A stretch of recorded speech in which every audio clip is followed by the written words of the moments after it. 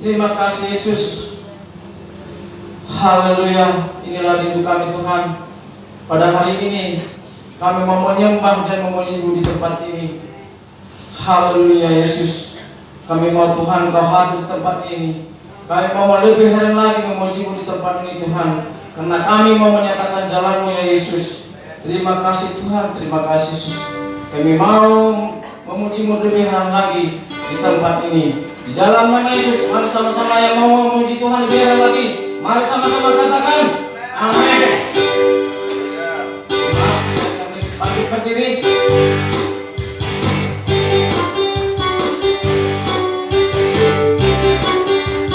Tuhan memberkati kekuatan dari kami.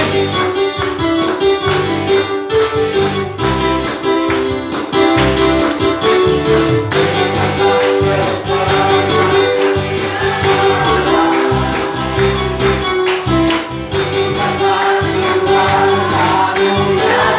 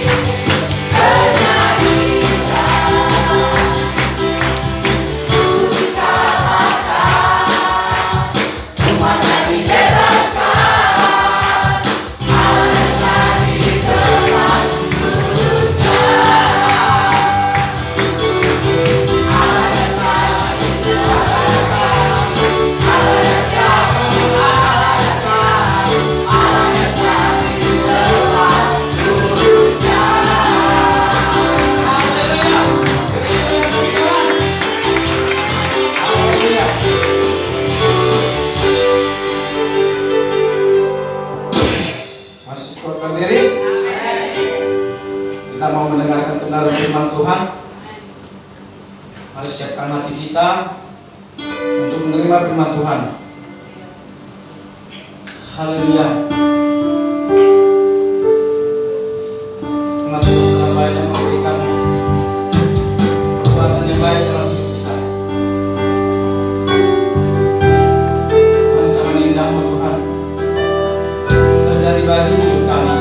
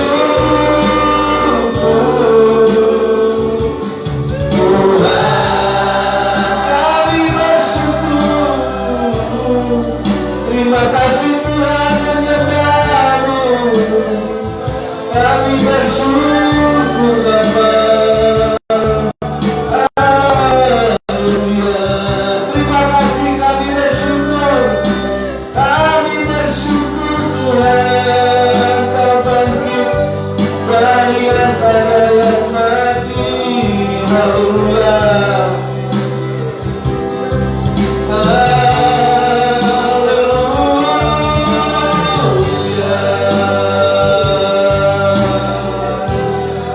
Semuanya bersyukur kepada Tuhan. Terima kasih Tuhan. Terima kasih Bapa. Buat kuasa Tuhan. Marilah Tuhan di tempat orang yang mati. Kita tidak ada di dalam kuburan. Dan karena itu sebagai yang sungguh bagi semua yang mati Tuhan. Terima kasih Yesus. Terima kasih. Semuanya bersyukur kepada Tuhan. Haleluya Yesus. Haleluya. Haleluya Yesus. Kita bersyukur kepada Tuhan.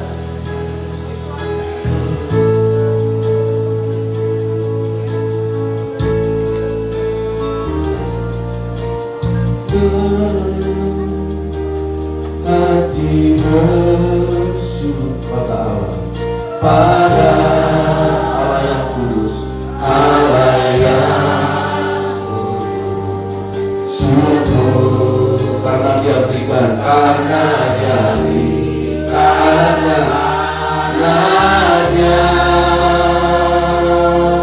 Yesus dengan hati bersyukur,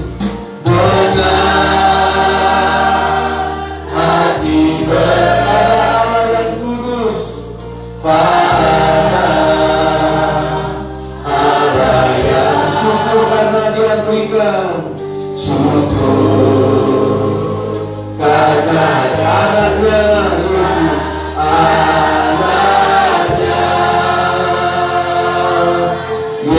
yang lemah, kini yang lemah dikuatkan, yang lemah dikuatkan,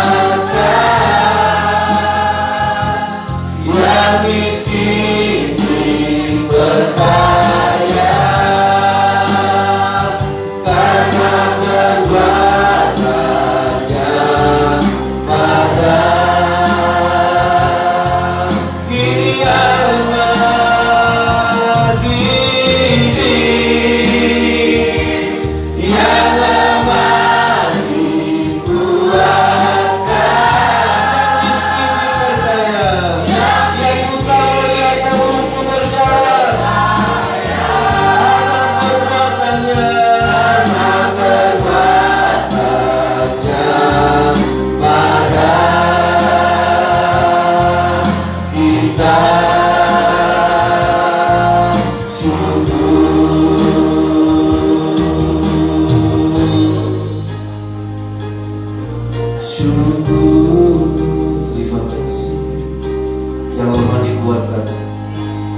Saudara angkat tangan kita kepada Tuhan hari ini. Kita mau dipulihkan Tuhan hari ini. Dengan hati bersyukur pada Allah, dengan bersyukur kita percaya mujizat Tuhan. Syukur karena Dia berikan, karena Dia beri anaknya Yesus. Yesus, semuanya memuji Tuhan, haleluya. Dengan hati yang bersyukur akan pujian ini pada Allah yang kudus, Allah yang syukur karena Dia berikan, syukur karena Dia berikan anaknya Yesus. Kini yang dikuatkan, yang melihat, yang miskin diberkati, yang berjalan, yang miskin diberkaya.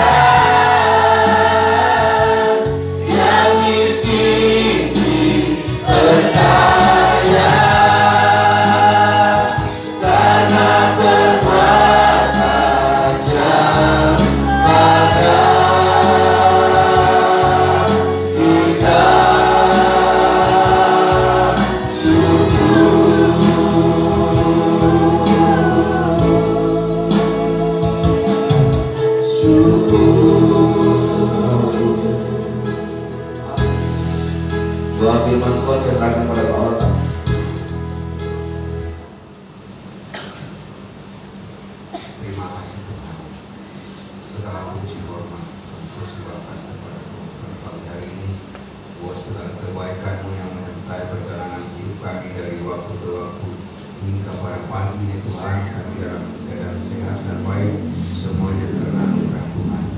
Terima kasih Tuhan, bila Engkau telah mengumpulkan kami anak-anak Tuhan di pagi hari ini datang untuk beribadah, memuji menyembah Engkau. Kami datang dari tempat kami yang berbeda-beda, dari latar belakang sosial kami yang berbeda-beda Tuhan, tapi Engkau mempersatukan kami hanya satu tujuan kami, memuji dan memuliakan Tuhan, khususnya Tuhan pada hari kebangkitan pada saat ini Tuhan, di mana Engkau telah lahir, mati, dan bangkit hari ini untuk menyelamatkan semua umat manusia. Untuk itu Tuhan, saat ini kami akan menerima kebenaran firman Tuhan yang akan ditaburkan oleh hamba-Mu. Engkau urapi hamba-Mu, Engkau pakai lebih heran lagi, dialah hamba-Mu menjadi saluran berkat-Mu lewat firman Tuhan kepada kami, sehingga kami akan menjadi anak-anak yang menerima kebenaran firman Tuhan. Dan Engkau juga urapi setiap hati pikiran kami, supaya kami Tuhan dapat dengan tenang menerima kebenaran firman Tuhan. Dan firman itu menjadi benih yang akan tumbuh di setiap kehidupan kami, sehingga kami dapat berbuah lebat dan menjadi berkat bagi banyak orang.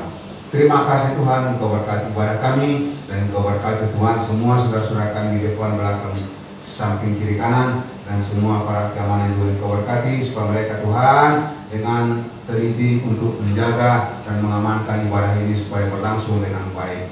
Terpuji dalam nama-Mu Tuhan, kami akan sambut firman-Mu hanya di dalam nama Yesus Tuhan beserta kami. Haleluya. Mari kita sama-sama katakan amin. Ya, puji Tuhan, silakan duduk. Selamat pagi. Shalom. Iya, senyumnya pagi. Haleluya. Ya, saudara yang dikasih oleh Tuhan, ya ini momen yang baik. Kalau Mbak Fia tidak susah kalau ibadah pagi di Jawa, rata-rata pagi semua Mbak Fia ya. Jadi jangan kaget ya, karena kita harus cepat berkuburan, kata Maria. Baik, pada pagi hari ini kita siapkan hati kita, amin. Kita buka Matius pasal 20. Kalau kita bicara tentang kebangkitan Yesus, jangan lupa saudara, karena ada kematian, itu paketnya sama. Kita baca Matius pasal 20 ayat 18, 19. Kita baca bersama-sama Matius pasal 20 ayat 18 dan 19. 1, 2, 3. Sekarang kita pergi ke Yerusalem, dan Anak Manusia akan diserahkan kepada imam-imam kepala, dan mereka akan menjatuhi dia hukuman. Lanjut 19. Dan mereka akan menyerahkan dia kepada bangsa-bangsa yang tidak mengenal Allah, supaya ia diolok-olokkan, disesa dan disalibkan, dan pada hari ketiga ia akan dibangkitkan. Saudara yang dikasih oleh Tuhan, nah hari ini kita mau belajar satu hal ya, bahwa manis dan pahit itu bersamaan. Ya, siang dan malam itu juga harus kita lewati. Saudara yang dikasih oleh Tuhan, Yesus melihat pasti dia dijatuhi hukuman mati. Dan Yesus juga tahu setelah dia mati, dia akan dibangkitkan. Tapi apakah mungkin ada kebangkitan kalau tidak ada kematian? Nah, saudara yang dikasih oleh Tuhan, inilah yang harus kita pergumulkan dalam hidup kekristenan kita, dalam keseharian kita. Ketika kita yang tidak enak, yang susah kita tidak mau, tapi senangnya mau, kerjanya tidak mau, makannya mau, gitu. Susahnya tidak mau, senangnya mau, miskin tidak mau, tapi kalau kaya mau, ya.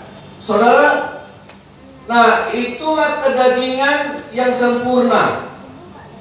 Kalau menolak yang pahit tapi maunya manis, yang tidak mau air mata tapi maunya ketawa, yang tidak maunya sedih, maunya selalu senang. Nah saudara, itu tidak sama dengan Injil. Ya, itu tidak sama. Kalau seseorang mau menjadi juara, dia harus berlatih keras. Ya, dia harus bekerja keras. Dia harus menyangkal dirinya supaya semua yang pahit itu berhasil menjadi manis. Saudara, kalau kita hidup di dunia ini, kalau kita sudah bergumul dengan susah payah, jangan biarkan Tuhan bekerja setengah. Ya, jangan biarkan pekerjaan Tuhan hanya sampai kepada waktu kita susah. Siapa dulu lah yang lagunya na na na na na na na, yang kemana-mana itu kan, susah tidur di jalan, ngambil kemana sampai sakit-sakit. Begitu berhasil mati. Beda dengan Ayub, waktu susah, waktu susah dia bergumul, sehingga Tuhan memberi dia kesenangan mengganti hartanya 2 kali lipat. Dan Tuhan panjangkan umurnya sampai keturunan keempat, dia masih melihat keturunan. Dia menikmati. Nah, pekerjaan Tuhan itu tuntas, saudara. Ya, pekerjaan Allah itu selesai. Kita nggak hanya berpangku tangan, ada hikmat. Jadi bagaimana kita melewati, bagaimana Yesus melewati kematian itu dengan satu pemikiran, bukan tentang matinya yang dia pikir, tentang bangkitnya yang dia pikir. Amin. Nah, Yesus itu tidak memikirkan matinya atau salibnya. Buktinya dari 7 perkataan Yesus disalib, tidak ada perkataan kenapa yang aku harus yang menderita, kenapa harus aku yang menanggung dosa, kenapa harus aku yang disalibkan, kenapa harus aku yang disesa, kenapa harus aku yang dihukum. Itu kan tidak ada. Yesus hanya bilang, jangan nangis, jangan tangisi saya, tangisi dirimu.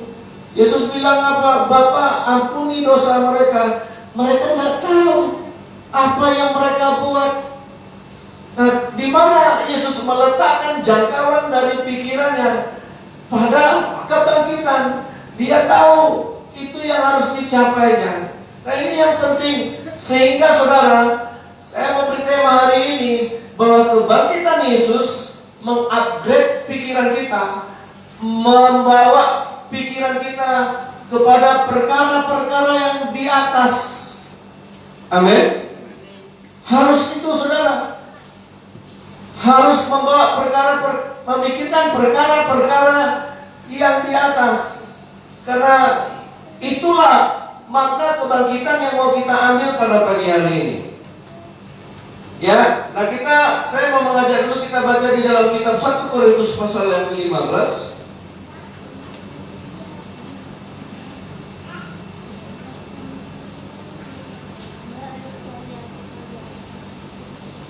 Ayat 19. Nah, kita baca dulu di sini, saudara.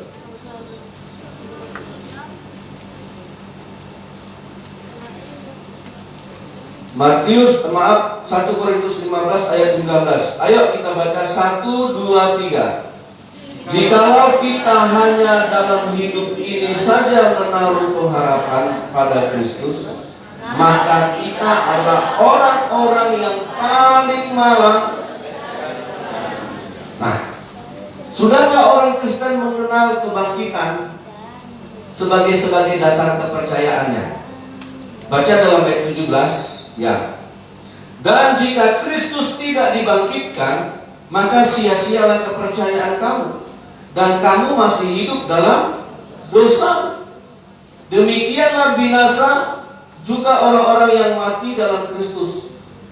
Saudara, kalau selama hidup ini aja saudara percaya, oh Tuhan percaya saya sembuh, Tuhan percaya saya bisa berhasil, saya percaya Tuhan bisa menolong saya. Kalau kita hanya percaya pada waktu hidup ini, hanya kita gunakan kepercayaan kita hanya untuk Tuhan menjaga saya.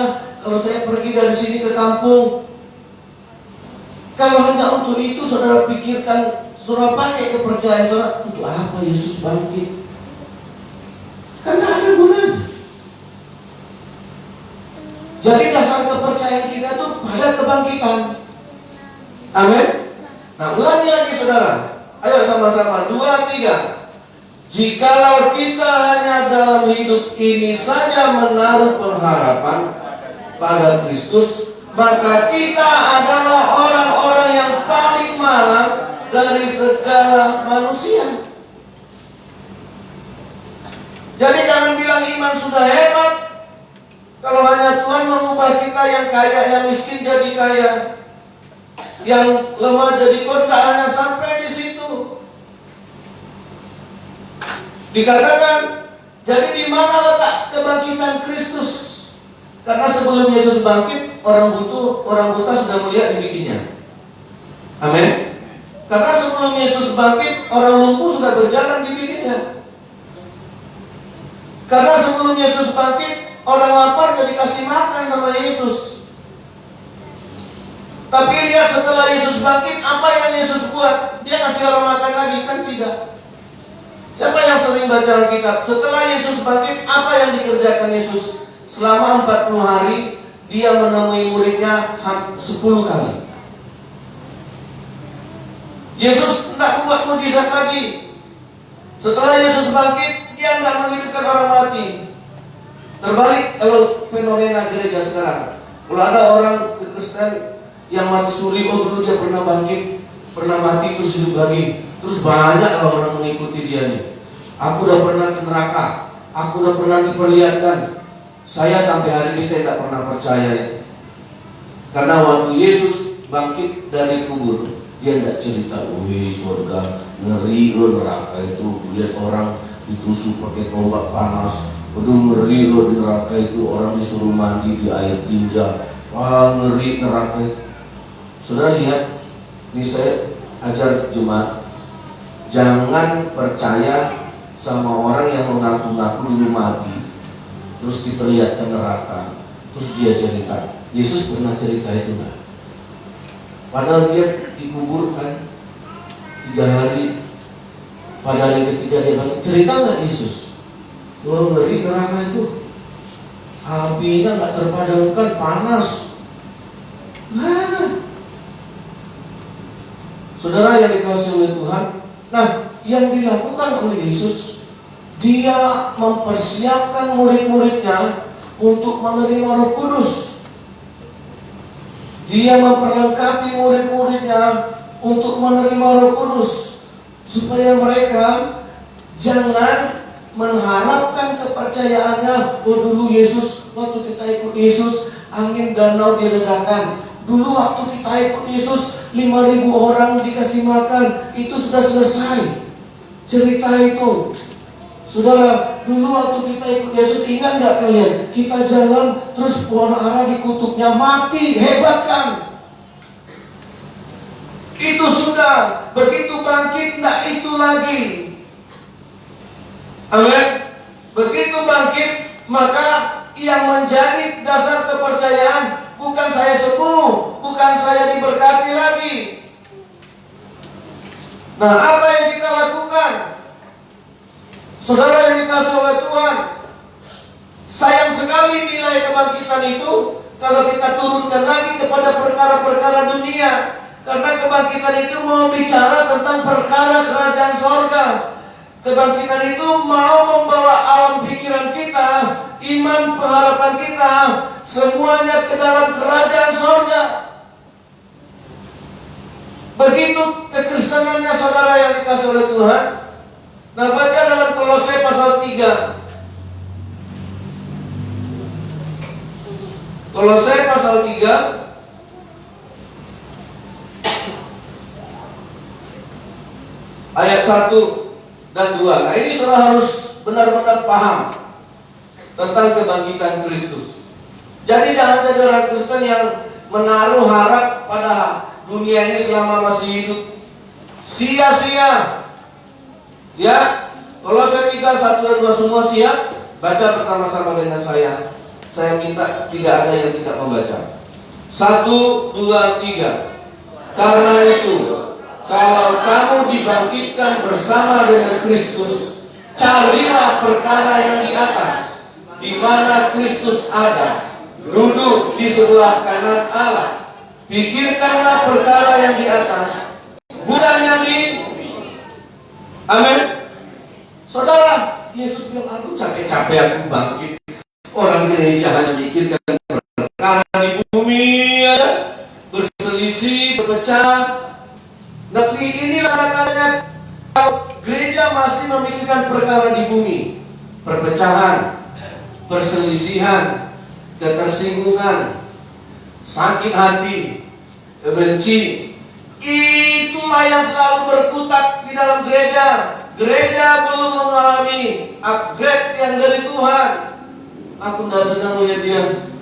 Saudara lihat gereja berpecah, hamba-hamba Tuhan bisa saling bunuh. Malu, Yesus untuk apa aku bangkit? Kalau kita tidak pernah memikirkan perkara yang di atas, kita hanya asik memikirkan perkara di bumi. Dia pelit sama saya, dia tersinggung, dia sakit hati, dia benci, dia tidak ngerti perasaan orang, aku tersinggung. Saudara, kalau kita hanya berkutat di situ, untuk itu Yesus, aduh. Ini merinding bulu saya, saudara. Baca 1 Korintus pasal 3 ayat 3 yuk. Coba saudara lihat di situ. Sudahkah gereja, sudahkah kita, rumah tangga kita memikirkan perkara yang di atas? Kita sibuk bertengkar, kita sibuk berkelahi hanya dengan perkara-perkara di dunia ini. Sebab kamu telah mati dan hidupmu tersembunyi di dalam dengan Kristus. Di mana? Dalam apa? Saudara yang dikasih oleh Tuhan, kita disembunyikan.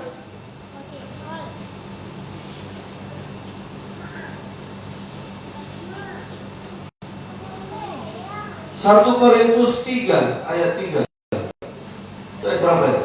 Ya. Oke.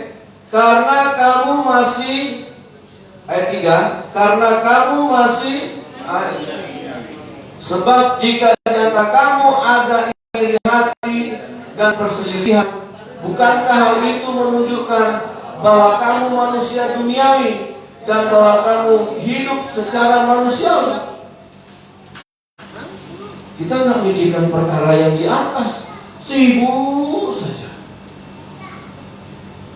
Makan, minum, kawin, dan mengawinkan. Saudara, coba saudara renungkan selama kita hidup sampai detik ini. Kita habis energi kita, habis doa kita hanya untuk itu. Coba saudara renungkan, berapa energi yang saudara habiskan ketika berselisih, ketika terjadi perpecahan, terjadi pertengkaran, terjadi sakit hati, terjadi benci, terjadi marah, terjadi ketersinggungan, terjadi kecemburuan. Saudara lihat berapa banyak sikap Tuhan, sikap pendeta hanya asik, udah pengampunan. Saudara, sekali aja kita mengampuni, besok tak mengampuni lagi karena udah selesai semuanya. Besok datang minggu depan, aku kepahitan Pak Pendeta, aku benci. Udah lepaskan pengampunan, nanti kamu sakit, tulang-tulangmu kering. Saudara sampai mati berkutat di situ saja. Dan saya mengimbau gereja, jangan mau perkara kita diselesaikan orang dunia. Dipanggil tua-tua adat, dipanggil Pak RT, dipanggil tetangga, selesaikan rumah tangga kita. Kayak Desire sama Mas Toko, anak Tuhan, pelayan Tuhan, cari pengacara untuk menyelesaikan. Ya, karena kalau dalam pengenalan saya, lebih rohani kok masih Tompul daripada si Hotman Paris yang kelihatannya agak duniawi begitu. Lebih rohani Desire itu yang berkutat di gereja, yang melayani di gereja. Saya cukup tahu sedikit tentang aktivitas mereka di gereja Mawar Saron. Saudara, tapi ketika bermasalah, cari orang dunia, putuskan masalah saya. Kita orang Kristen tidak perlu masalah kita diputuskan, cukup kita berdamai. Amin. Oh, saya rugi, saya mau. Kan itu yang diajarkan Yesus. Yesus tidak mempertahankan kebenarannya. Pilatus garuk-garuk kepala. Yesus, tidak ada kesalahanmu yang kujumpai. Seperti yang mereka tuduhkan itu tidak ada. Kenapa kau tidak bela diri? Dia tidak mau masalahnya diselesaikan sama Pilatus. Bukan Pilatus yang lebih benar daripada Yesus. Yesus tidak membela diri. Dia tidak berdebat. Dia tidak mengajukan eksepsi kalau di pengadilan. Oh, aku tidak mau diginikan. Aku kan tidak salah. Aku tidak mau diperlakukan. Ini pilih kasih. Iya kan? Tapi Yesus tidak ngomong gitu kan. Dia diam saja. Dia diam. Dia tidak membela diri sampai memang harus mati dia di kayu salib. Karena pekerjaannya belum selesai. Nanti kalian lihat kebangkitan saya. Saudara, nah kalau rumah tangga kita bermasalah, jangan panggil orang. Amin. Halo, panggillah ke Pak Ketua. Pak, tidak usah. Kalau saudara sudah baca Alkitab, saudara sudah mengerti firman Allah, kuncinya cuma satu, Kristus. Lihat Kristus, berdamai. Amin. Ampuni. Pikirkan perkara di atas. Makanya ketika Yesus di kayu salib dia bilang, udahlah. Yesus lihat dia kalau dalam bahasa Inggrisnya dia setting pikirannya untuk di atas. Dia tidak men-setting pikirannya untuk di bawah. Makanya Yesus bilang, ampuni mereka Bapa, sebab mereka tidak tahu apa yang mereka buat sama aku. Yang mereka tahu aku disiksa, aku mati. Kan begitu kira-kira. Tapi mereka nggak tahu, gara-gara aku mati aku bangkit. Itu yang orang nggak tahu.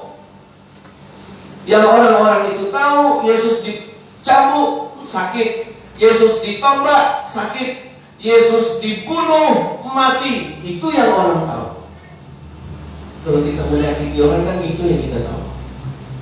Kalau kusinggung dia pasti kesinggung. Kalau kusindir dia pasti berangkat dia dari dulu dari sini. Terus yang kita tahu, yang orang tahu menyakiti kita hanya itu. Tapi orang yang mengerti kebangkitan Kristus, dia tahu setelah itu terjadi kebangunan rohani. Amin. Terjadi kebangkitan. Jadi kenapa kita mesti menghabiskan energi karena sakit hati? Kita marah karena kita dikucilkan. Kita tidak dihargai, kita nggak dianggap. Saudara, belum selesai. Di balik itu masih ada pekerjaan Tuhan. Amin. Amin. Iya. Itu tandanya kita tidak memikirkan perkara-perkara duniawi. Kalau sudah dibangkitkan oleh Kristus, kalau kita sudah dibangkitkan oleh Kristus, Kolose pasal 3 ayat 1 dan 2, pikirkanlah perkara-perkara yang di atas. Dunia ini sudah terlalu banyak problematikanya. Ya, rumah tangga kita sudah terlalu banyak problematikanya. Bagaimana? Kapan selesainya masalahku ini Tuhan? Setiap hari berganti. Ya, setiap hari datang silih berganti. Kapan selesai? Masalah itu tidak akan selesai. Sekarang apakah kita manusia duniawi atau kita mau menjalani manusia surgawi dalam hidup kita ini? Amin. Kita yang harus men-setting pikiran kita untuk selalu di atas, seperti Raja Wali yang men-setting pemikiran dan naluri kebinatangannya di atas badai. Tidak pernah dia terbang di bawah badai. Itu sudah direkam di dalam benaknya Raja Wali. itu sudah diprogram di dalam nalurinya. Dia tidak akan pernah terbang di bawah badai. Dia akan selalu terbang di atas badai. Sekarang kalau kita sudah dibangkitkan oleh Kristus, supaya jangan sia-sia kepercayaan kita ini, saudara. Supaya jangan sia-sia juga kebangkitan Kristus. Dasar kepercayaan kita letakkan pada kebangkitan, sehingga hidup kita akan bangun selalu. Amin. Sehingga hidup kita akan bangkit terus. Tapi kalau tidak bangkit, bisa bunuh diri nih, saudara. Orang sekarang gampang stres, gampang tersinggung, gampang marah, gampang depresi. Ya, gampang terjadi sekarang rawan rentan sekali terjadi perpecahan. Saudara, rumah tangga gampang sekali untuk jangan kau masuk, pergi kau dari rumah ini, bawa pakaianmu semua, begitu mudah. Saudara, jadi kalau kita tidak memikirkan perkara yang di atas, kalau kita hanya menguras tenaga kita perkara, saudara yang dikasih oleh Tuhan. Nah, sudah seberapa banyak kita mengandalkan kuasa dari kebangkitan Kristus ini? Sudahkah kita menemukan kekuatan meletakkan kepercayaan kita pada kebangkitannya? Tidak lagi meletakkan kepercayaan kita kepada mujizat-mujizat, karena ada mujizat yang lebih besar. Mujizat yang lebih besar ketika Yesus bangkit itu jauh lebih besar ketika Yesus membangkitkan Lazarus. Karena tidak ada gunanya Yesus bisa membangkitkan Lazarus, tapi ketika dia mati dia tidak bangkit, apa gunanya? Amin. Sudah sama dengan saya. Apa gunanya orang bisa kau khotbahin, gereja jemaat bisa kau khotbahin, tapi dirimu tidak bisa? Kan tidak ada gunanya. Saudara, itu saya selalu bilang sama istri saya, tidak ada gunanya. Walaupun saya punya 1000 jemaat, mendengar khotbah 10.000, tapi yang 3 orang ini tidak bisa saya khotbahin, tidak ada gunanya. Atau diri saya tidak bisa saya khotbahin, tidak ada gunanya. Ya, saya selalu share sama istri saya, kita bisa di tengah-tengah gereja ini memimpin puji-pujian, 1000 orang bisa ikut memuji Tuhan, tapi saya tidak pernah bisa membawa diri saya memuji Tuhan. Saudara, ini jujur saya bilang, lebih mudah saya memimpin puji-pujian. Ayo kita menyanyi, semua menyanyi. Ayo kita berdiri, semua berdiri. Iya kan? Yang susah itu ketika tidak ada jemaat, saya sendiri di rumah, bisa nggak saya bawa diri saya untuk memuji Tuhan? Itu yang penting, saudara. Amin. Itu yang penting. Makanya kalau saya suka lihat konser, lihat lagu-lagu NDC, GPCC, itu dalam benak saya bermain itu. Ya, enaknya mereka bisa membawa ribuan orang untuk memuji Tuhan, ribuan orang untuk menyanyi bagi Tuhan. Dalam benak saya muncul, bisa nggak dia membawa dirinya sendiri tanpa siapapun untuk seperti ketika dia di mimbari? Siapa yang tahu?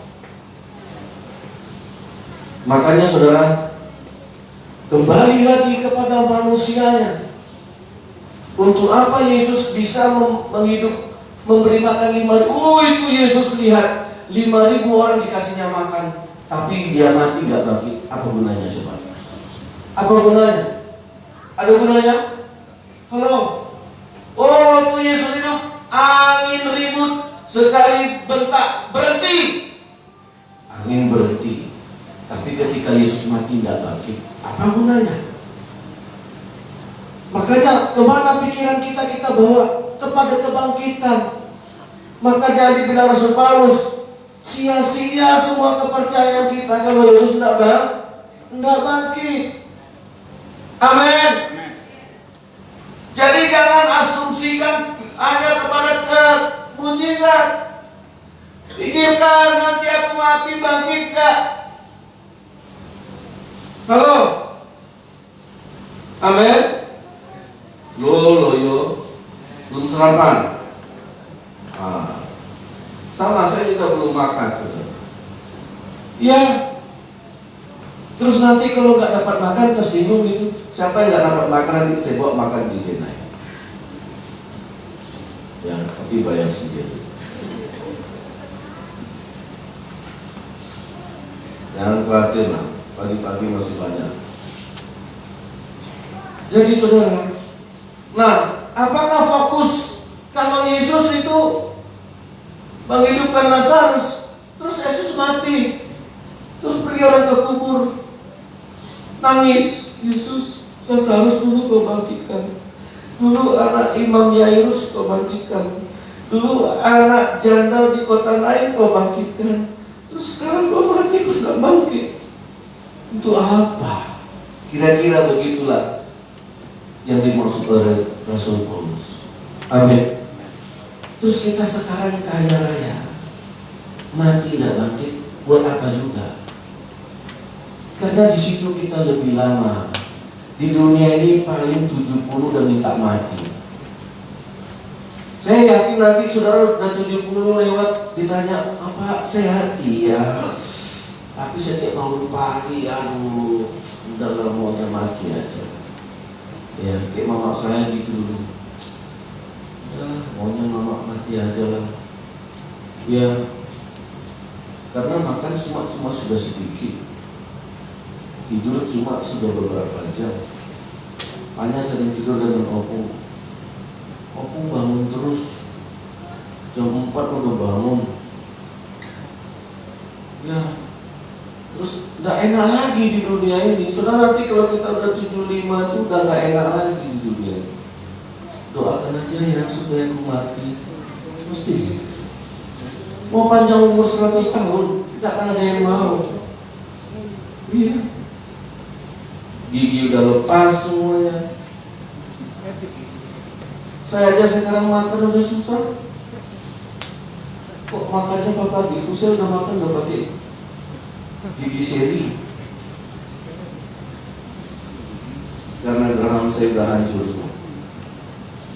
Dulu kuat kan, dulu merasa hebat, mabok kaca digigit, botol bir digigit. Oh,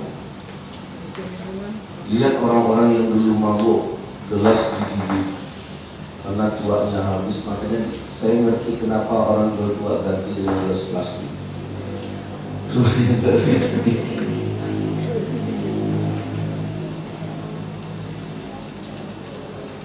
Dulu bangga, aku kalau mabuk kalau tidak makan gelas tidak puas. Nah, sekarang lihat giginya nggak ada. Ya, semuanya bakal habis. Jadi saudara yang dikasih oleh Tuhan, nah, kalau kita tidak memikirkan perkara yang di atas, terus begitu sawit turun juga imun. Lah Pak, minumlah susu Pak, tidak diambil lagi itu. Begitu harga sawit naik imun.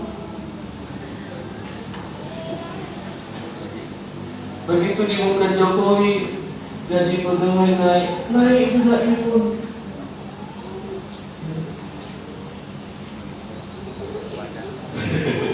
Itu kan kita masih mikirkan. Ya, saudara. Jadi nggak pengaruh dunia ini kalau kita sudah men-setting pikiran kita di atas, di kerajaan surga. Amin. Kerajaan surga bukan soal makan minum. Saudara lihat orang yang bomber itu, padahal perempuan ini hanya pakai air gun, tus, dia mau mati. Militan sekali kan. Suami istri baru menikah bulan madu, nanti kita bulan madu jadi surga aja ya, yang iya. Aduh, nggak tahu di surga siapa yang ngumpulin itu. Begitu dia bulan madu, kepalamu mana? Ini tinggal di halaman gereja. Loh, Bulan lalu tanganmu kok nggak ada. Iya, saudara yang dikasih oleh Tuhan. Nah, kita harus bisa melihat kebangkitan itu pada nilai kerajaan sorga. Amin. Jangan lagi terkuras di gereja kita ini, khususnya di rumah tangga kita, hanya berselisih aja, hanya masalah sakit hati aja yang dibilang. Saudara, kalau ada orang yang menceritakan sakit hati, yang bilang stop, jangan lebay. Ya, bertobat, aku tidak mau dengar. Amin. Ya, Mahakarya ya. Kalau kita hanya bilang, aduh, tadi aku tersinggung sama dia. Jangan cerita itu. Ya, close saja atau di-cut aja. Saudara, karena gereja tidak bisa tumbuh, kita tidak akan bisa sampai pada rencana Kristus kalau kita hanya asik berselisih dengan perkara-perkara dunia. Terus Yesus bangkit, Yesus ngomong sendiri, kok aku sendiri ya di sini. Saudara, ya, dalam kitab Matius pasal yang ke-20 tadi kita kembali.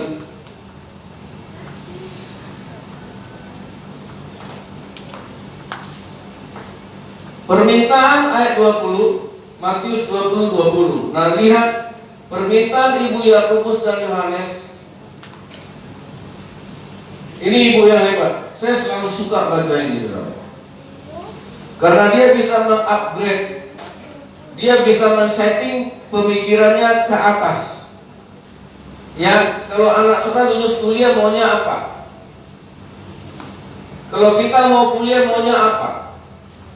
Nah, semuanya kita sibuk, oh ya sekarang lagi butuh ini, sekarang lagi butuh ini. Ya, oh sekarang lagi butuh ilmu yang bersangkutan dengan masyarakat, dengan kesehatan, apa segala macam. Kan itu yang selalu menjadi asumsi kita. Tapi ibu ini hebat.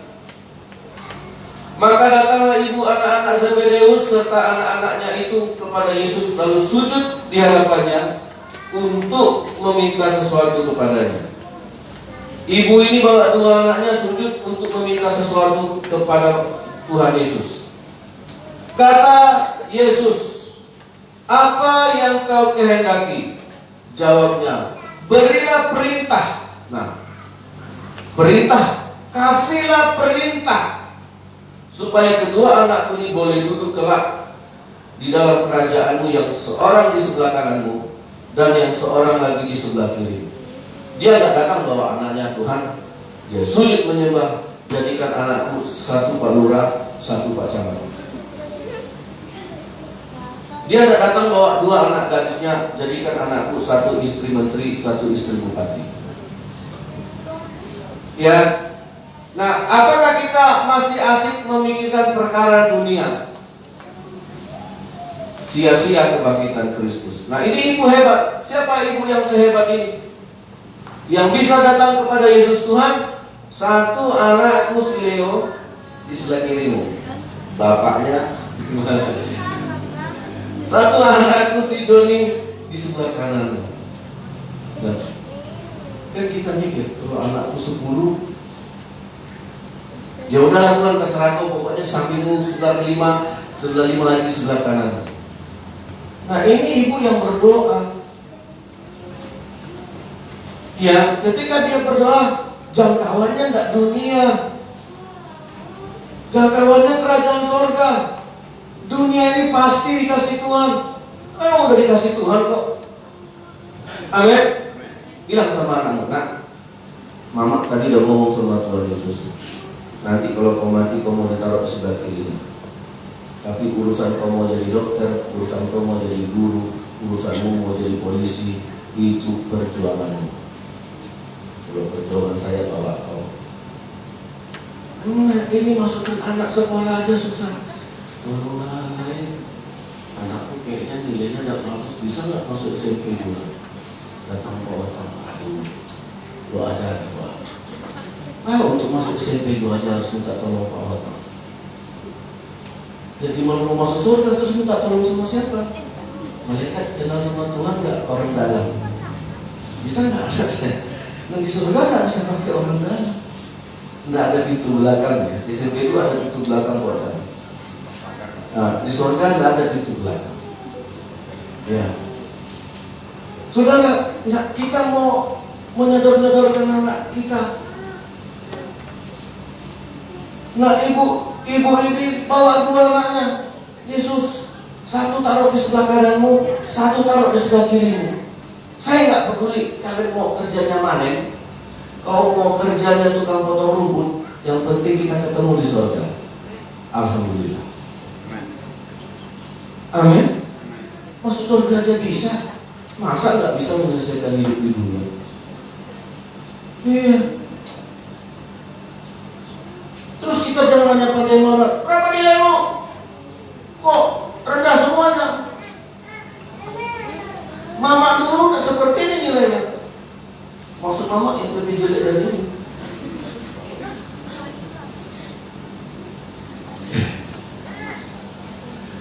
Makanya jangan marahin anak kalau nilai kita. Saya nggak mau marahin anak. Nanti kalau nilainya, mana rapor bapak? Nilainya 5. Sampai di surat tanda tamat belajar saya itu ada 5. Yang 5 itu fisika. 2 kalau nggak salah, fisika sama matematika. Makanya saudara jangan les matematika sama saya, hancur.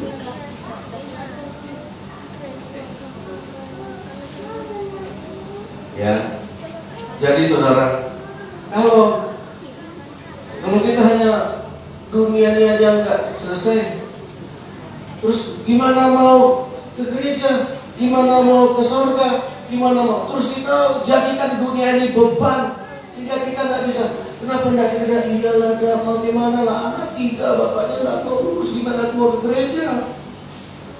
Wah, benar, bapaknya mesti dimandiin lah gitu. Ya udah, bawa aja ke gereja saya mandiin.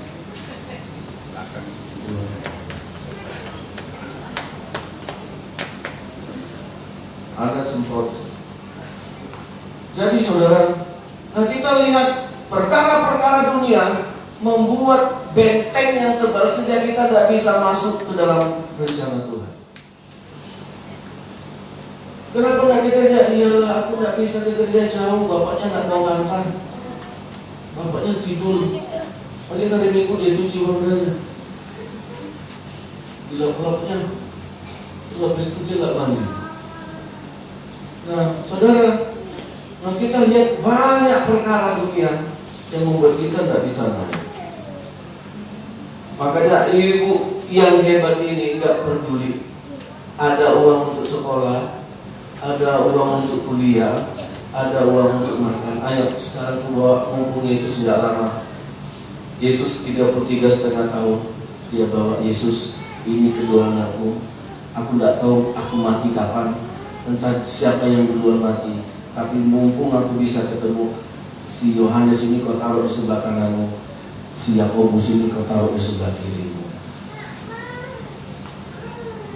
Dia tidak mau tahu. Dia upgrade. Kalau Yesus bangkit, pikirkanlah perkara yang di atas. Amin. Saudara, naik, dijawab. Lihat ini ibu yang hebat. Tetapi Yesus menjawab, katanya, kamu tidak tahu apa yang kamu minta. Dapatkah kamu meminum cawan yang harus kuminum? Kata mereka kepadanya, kami. Nah, jangan ragu Tuhan, bisa. Wih, hebat. Bisa. Bisa kau minum cawanku? Bisa.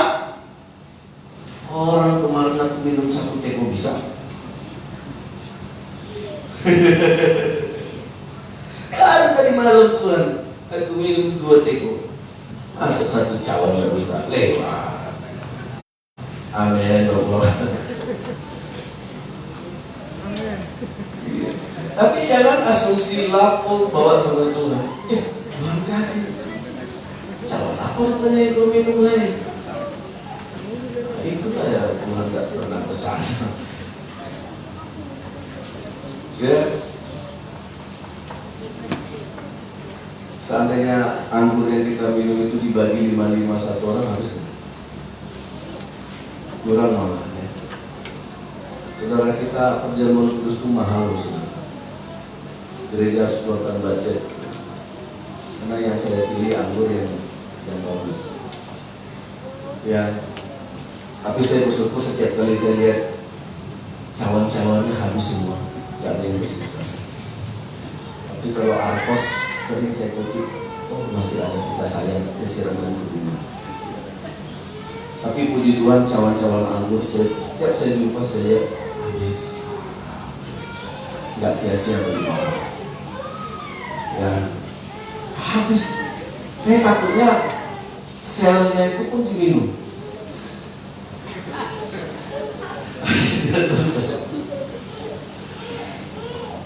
Saya dulu ingat adiknya Tendi itu, nggak pernah, dia ke gereja itu hanya sekali sebulan pas perjamuan kudus. Dia tanya, gereja perjamuan kudus nggak ada ini? Iya, gua ke gereja. Ngapain lu ke gereja? Minum anggur. Si Akyong. Tapi kita tidak ada ke gereja gara-gara itu ya. Jangan pula ada yang suka pendeta, kita perjamuan kudus tiap minggu aja. Itu nafsu atau iman. Jadi hari ini Yesus bangkit. Pikirkan perkara yang di atas.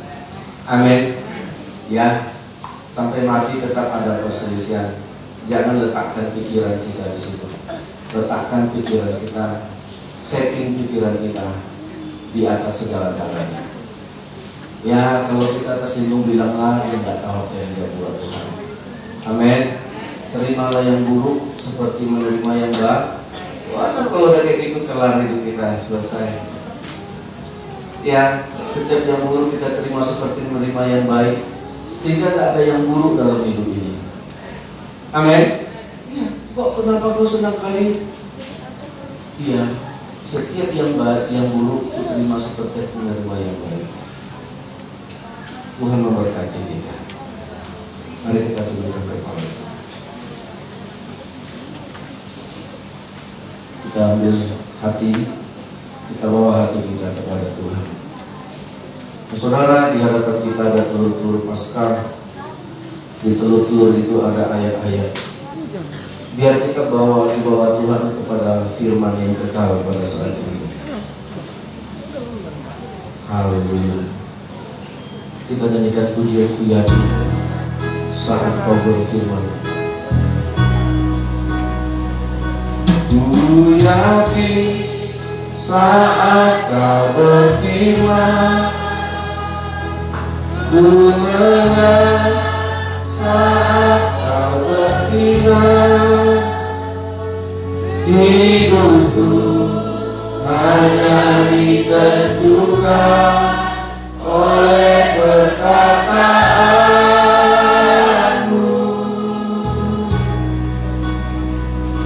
Ku aman karena Kau menjaga. Ku kuat karena Kau menopang. Hidupku hanya ditentukan oleh kuasa-Mu.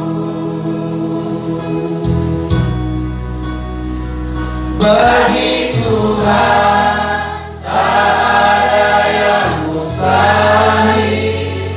Bagi Tuhan tak ada yang tak mungkin. Mujizatnya disediakan bagiku. Ku diangkat dan dipulihkannya. Ku yakin, amin, saat Kau berfirman, ku menang. Semuanya menang. Hidupku hanya ditentukan. Hidupku hanya ditentukan oleh perkataan-Mu.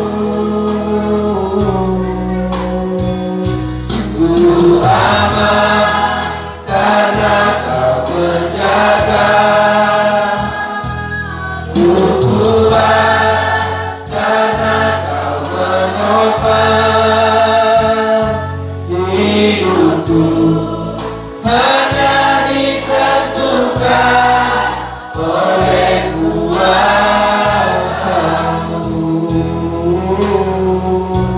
Bagi Tuhan, Bagi Tuhan tak ada yang mustahil.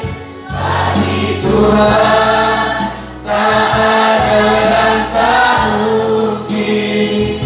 Mujizatnya disediakan bagiku, ku diangkat dan dipulihkan.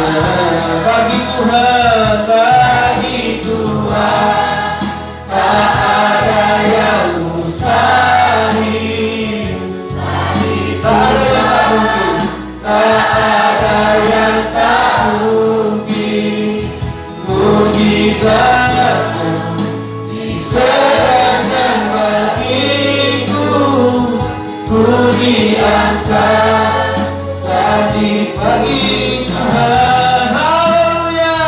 Bagi Tuhan tak ada yang mustahil. Bagi Tuhan tak ada yang tak mujizatnya disediakan bagiku, ku diangkat dan dipulihkan. Ku diangkat dan dipulihkan. pulihkan kami Tuhan. Haleluya, kalau hanya selama hidup ini kita percaya, sia-sia kepercayaan kita. Haleluya, Yesus, percayalah kepada kebangkitannya. Pikirkanlah perkara-perkara yang di atas. Haleluya, jangan yang di bumi. Oh, angkatlah pikiran, settinglah pikiran kita untuk selalu ada di atas segala persoalan apapun. Haleluya, Yesus. Yesus bangkit, Dia hidup, Dia naik ke surga. Haleluya, mengatasi bumi dan diriku, mengatasi langit, kebesaran-Mu Tuhan, mengatasi bumi, mengatasi bumi, tinggikan Tuhan, tinggikan diri-Mu Tuhan, mengatasi langit, kebesaran-Mu Tuhan, mengatasi bumi, mengatasi bumi, tinggikan diri-Mu, mengatasi langit, kemuliaan-Mu Tuhan,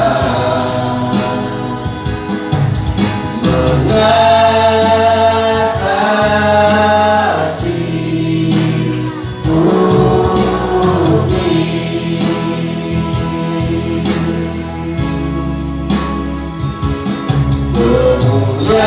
Kemuliaan-Mu Tuhan,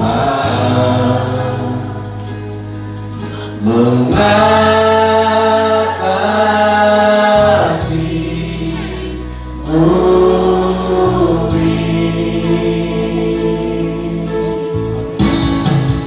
Mari kita berdoa. Hari ini Yesus bangkit. Jangan lagi pikirkan perkara-perkara yang di bawah.